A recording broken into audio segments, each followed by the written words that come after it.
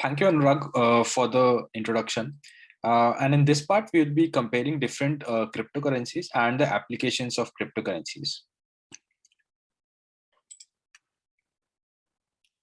As in Anurag's presentation, you might have seen that there are different cryptocurrencies available, and the overall market size of all the cryptocurrencies combined crosses $1.2 trillion. So if you can see, in 2013, there were 66 cryptocurrencies in existence. And as of February 2021, the number of cryptocurrencies available have been 4,501. So this gives you an example of the massive scale of different companies involved in cryptocurrencies and the market capitalization. The reason for this is the whole core concept of cryptocurrency revolves around decentralization. And as soon as you decentralize a currency, then there is no need of a central authority to back the currency or validate the currency. So anyone, you or me, can participate in creating those currencies, which can be beneficial for different people at different levels. So when we look at cryptocurrencies, so as Anurag mentioned, Bitcoin was the oldest cryptocurrency. It was released in 2009, and its current market capitalization is $650 billion, which itself alone is almost 54% of the entire cryptocurrency market size. And there have been alternates to Bitcoin. For example, in 2011, we saw a coin called Litecoin, which was the first alternate to Bitcoin. And after that, we have seen a lot of different alternates called Ethereum or Tether or Dogecoin. So these alternatives to Bitcoin are called altcoins. And as of February 2021, the market capitalization of all the altcoins combined was $555.5 billion. And Ethereum is the next most popular cryptocurrency after Bitcoin, followed by Tether.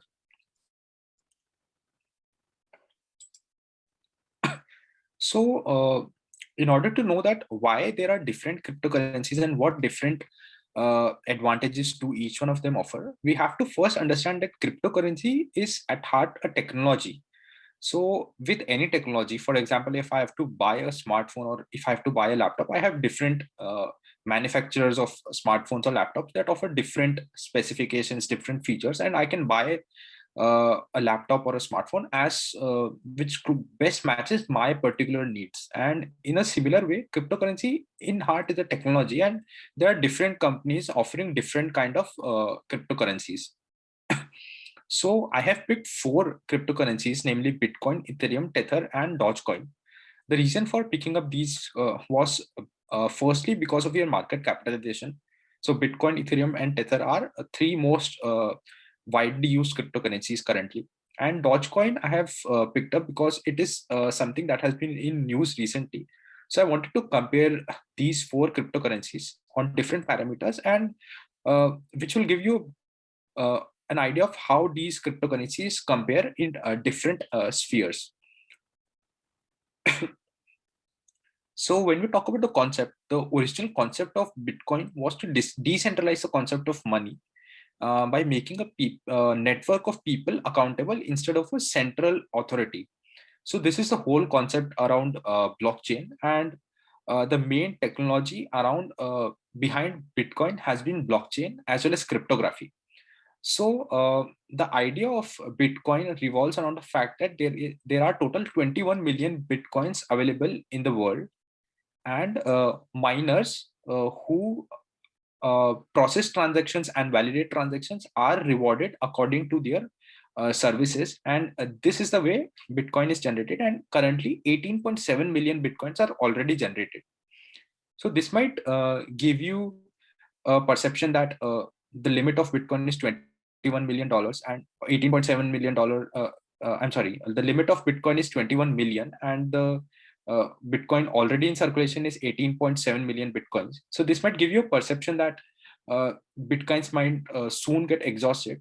But as Anurag mentioned, the task which is given to miners becomes complex as transaction goes and as the number of Bitcoins in circulation increases. And as such, it has been predicted that it will take around 120 years to reach the limit of $21 billion, 21 million bitcoins, which is in circulation. So this gives you an idea of how long it will take if the current technology is unaltered. Another fact about Bitcoin is that each transaction, because it has to go through different validations and security procedures, it takes around 10 minutes to 120 minutes. Sometimes it might even take hours, but this is the general time it requires for one Bitcoin transaction to be completed. Another cryptocurrency after Bitcoin, which is the most popular cryptocurrency after Bitcoin, is Ether, which is developed on a platform called Ethereum. So the concept of Ethereum is Ethereum in itself is a platform which gives developers a chance to develop applications which are distributed and based on blockchain. So using Ethereum, it is not only possible to generate applications or technologies such as cryptocurrency, but other applications as well. The cryptocurrency developed on the platform of Ethereum is called Ether. The major difference from Bitcoin is that the limit of Ether is unlimited. It is not a fixed number. Although there is limit on how much Ether can be generated every year, but there is no limit on how much Ether can be generated in total. And currently 116 million Ethers are in generation. And the generation of 116 million Ethers are in circulation, and the generation of these Ethers are also done in a similar fashion as Bitcoin, where miners are awarded Bitcoins in exchange of their services. Another major advantage of Ethereum is the transaction time that is required. So it takes around 15 seconds to a few minutes for Ether transaction to be completed, which is far less than a Bitcoin transaction. Another Bitcoin cryptocurrency that I wanted to talk about was Tether. So as Surya and Anurag mentioned, these cryptocurrencies are very volatile. And the concept behind Tether was that in order to stabilize the volatility of cryptocurrencies, Tether was introduced. And the concept behind Tether is it is not issued or generated in a similar fashion as compared to Bitcoin or Ether. So instead of miners being rewarded, Tether is issued by a company called Tether Limited, which is the company behind the Tether technology. So generation of one Tether involves backing up by $1. So every Tether that we see in the market is backed by a $1. So whenever we see one Tether being generated, the Tether Limited company maintains a bank account in which $1 is deposited as back to this one Tether. So this is a basic concept behind Tether, which makes it very stable. So there are not infinite generation of Tether, or there is no intangible quantity with which it is backed. So it becomes a lot stable, and you can see the price charts of Tether. It has been very stable. There are few deviations from $1, but still it is very stable, and it takes around 15 seconds to few minutes for a transaction time. And the core concept behind Tether is that it uses the Bitcoin blockchain technology. And when customers are involving in Tether transactions, they are actually using tokens, which in the backend utilize Ethereum or Bitcoin blockchain technologies. Another cryptocurrency which was in news recently was Dogecoin. So I wanted to talk about this because this was started as a recreation project. It was more of a joke between IBM researchers. And the basic concept behind Dogecoin is that the price of Bitcoin is too high currently. So even if I have sufficient amount of money to buy some Bitcoin, it will be a fraction of a Bitcoin, not one Bitcoin as a whole. So people nowadays are using Bitcoin as an asset rather than a currency. The concept behind Dogecoin was to use Dogecoin as a currency for transactions instead of an asset, which would make it more close to a currency of a conventional sense. Dogecoin is based on a technology used by another oil coin called Litecoin, which was the first cryptocurrency invented after Bitcoin. And in circulation, 127 billion Dogecoins are in circulation. And a generation of Dogecoin also requires a similar rewarding of miners for their services. And transaction time is a few minutes. Another major sphere to compare these different cryptocurrencies is volatility. And although all cryptocurrencies are highly volatile, Ether is the one that is the least volatile because it is backed by a US dollar. So on the graph on the left, you can see the correlation between Bitcoin and Ether, which is a light blue line, and the correlation between Bitcoin and Doge, which is the dark blue line. And on the graph on the right, you can see the price chart of Bitcoin. So you can see that Ethereum and Bitcoin are closely correlated. Their correlation coefficient is more than 0.5. However, there are times where Dogecoin and Bitcoin are closely correlated, and there are times when they are not as closely correlated. The reason for volatility of Bitcoin can be, there can be different reasons for that. Some of the reasons are some kind of misuses of Bitcoin. Another reason is the trust of people. So cryptocurrencies are based on the concept that people should trust the cryptocurrencies and believe in the system of cryptocurrency. And if they believe in the system, it is a possibility that in future, these Bitcoins would receive a lot of validation from different people and would be utilized as normal currencies. And in order to build this trust, it requires some people to back these kind of cryptocurrencies. To give you an example, on the right, I have some tweets. These are tweets by Elon Musk on different kind of cryptocurrencies, namely Dogecoin and Bitcoin. So you see, whenever there is a tweet by a big personality, there are some rise or fall of these Bitcoin or other altcoin prices. The reason for that is people kind of believe what these personalities are saying because they have more experience and they have much more control or on economy than normal people do. For example, if Tesla goes on to accept Bitcoin as a legitimate currency for transaction, then obviously Bitcoin prices will rise.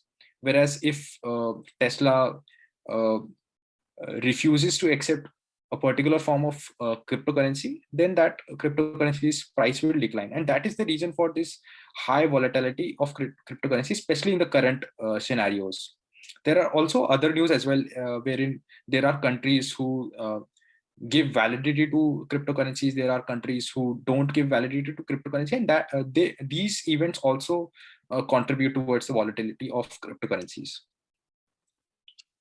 Finally, I would like to talk about applications of cryptocurrencies.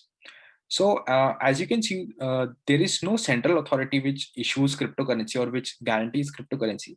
So this gives immediately gives cryptocurrency a global standard wherein people, irrespective of their geography, can accept cryptocurrencies without having to worry which country has issued this particular currency or not. This can be very much useful for e-commerce platform because as Anurag mentioned, there is no intermediate banks involved in the transaction, and as such, transaction fees is very less. There are less chances of fraud, and this, by the fact it can be used for global transaction, it gives very good opportunities to e-commerce platforms to expand globally because the cost of implementation of these Bitcoin transactions is not much when it comes to the business side. The second application can be fraud prevention. So in Anurag's presentation, he mentioned how it is the blockchain record is in theory immutable, and it can be manipulated only when there is a large consensus among all the nodes to change a particular ledger. So this immutable nature gives it a very strong protection from people who try to utilize conventional form of money in financial fraud such as money laundering, etc. Apart from that, the blockchain records also contain the details of the transaction, although in a hashed fashion, and this gives the opportunity to even trace trace participant who had been involved in financial frauds if there are any. So the feature of immutability and traceability makes cryptocurrency a platform in which frauds can be prevented on a very large scale. And the third application can be decentral platforms. So in heart, Bitcoins or any alternate coins use the blockchain technology in the background. And this blockchain technology can be utilized in different use cases apart from cryptocurrencies as well. So some of the use cases that I can think of in mind are having a central supply chain ledger. So the global semiconductor crisis or the supply chain disruption due to climate changes has been something that has been around for about a few years. And having a platform of where supply chains can be very trustably traced can be something that can enable manufacturers of these goods to maintain their supply chains better and to prevent such situations where there is a shortage of a particular good, which may lead to price rises in particular goods or delay in launches of particular goods. Apart from that, China has successfully utilized blockchain technology to automate health insurance transaction. So whenever there is application of health insurance, conventionally we have seen in a lot of countries that it takes a lot of time to validate that particular claim and then to pay that particular applicant the amount of insurance that he claims. So especially in health insurance, the need of money is very urgent, and it would require a very urgent verification of claims and transparent and traceable record of these verifications. And using blockchain technology, it can be very much feasible. So instead of having a ledger of transactions of cryptocurrency, we can have a ledger of health insurance wherein each claim can be inserted into that particular ledger, and then the progress of that claim and the traceability of that claim can be managed by that particular company who is managing that ledger. Apart from that, we have also seen applications wherein companies such as Ernst & Young have utilized the concept of blockchain in tracing which people have vaccinated for COVID and which people have already got antibodies for COVID. So this can allow different industries such as airline industry to prevent the spread of COVID. And these are some of the applications wherein we can use a central ledger or a decentral maintenance of record to manage different kind of applications as far as the end user is concerned. So this is all from my side. And now I will hand it over to Surya to talk about regulations regarding cryptocurrency in our part 4 of this podcast. Thank you.